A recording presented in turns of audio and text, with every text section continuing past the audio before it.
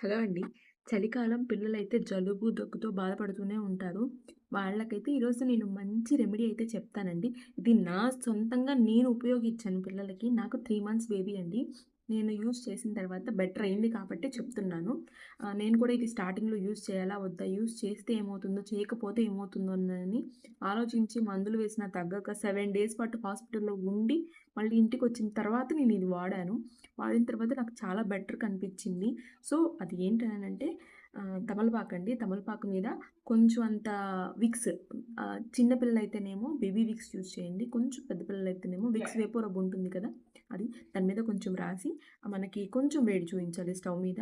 అది ఎంత మన బాడీకి కూడా వేడి తగలకూడదనమాట. అంత పాటు వేడి చూయించి పిల్లలకి ఛాతీ మీదనో, తల మీద వేస్తే గనక ఖచ్చితంగా బెటర్ రిలీఫ్ అనేది కనిపిస్తది. ఇది నేను సొంతంగా వాడాను కాబట్టి చెప్తున్నాను.